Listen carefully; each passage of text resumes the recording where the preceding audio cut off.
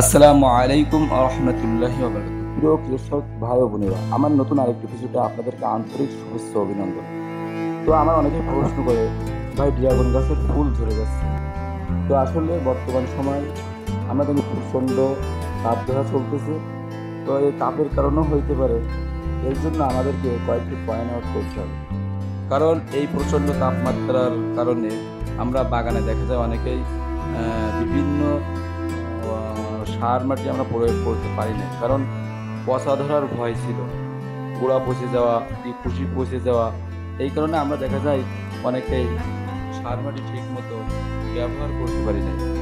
তো আমরা যারা আসলে ঠিক মতো সার মাটি ব্যবহার করি নাই, এদের উচিত ছিল জৈব সার ব্যবহার করা। কিন্তু জৈব সার ব্যবহার করতে গেলেও অনেক সময় দেখা যায় যে ড্রাগন গাছের একেবারে গোড়ার নিকট যদি প্রয়োগ করা হয়, তাও আবার গোড়া পচে যাওয়ার সম্ভাবনা থাকে। তো আসলে সতর্কতার সহিত আসলে এই সারগুলা প্রয়োগ করতে হয়, আমরা এক একে আমাদের ভিডিওতে দেখাবো। তো আজকের প্রথম আমি একটা পয়েন্ট আউট করছি, সেটা হলো অপরিপুক্ত ফুল যদি আপনি পরাগায়ন করেন, তাহলে কি হবে, ওই ফুলটা ঝরে যাওয়ার সম্ভাবনা বেশি থাকে, অর্থাৎ অনেক সময় ওই ফলটা ক্যাট হয়ে যায়।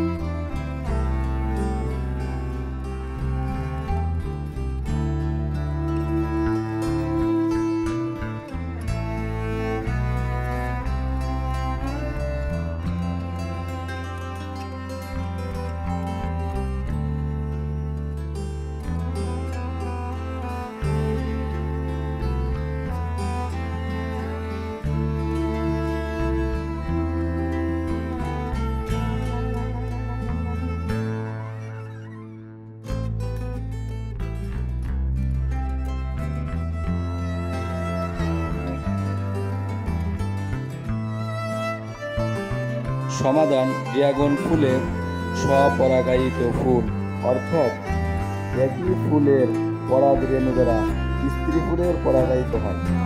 সেই ক্ষেত্রে পোকামাকড় দ্বারা পরাগায়ন প্রক্রিয়া প্রভাবিত হয়। কোনো কারণে পরাগরেণু অপরিপক্ত বা অপুষ্ট হলে পরাগায়ন নাও হতে পারে এবং সেই ক্ষেত্রে ফল হবে না।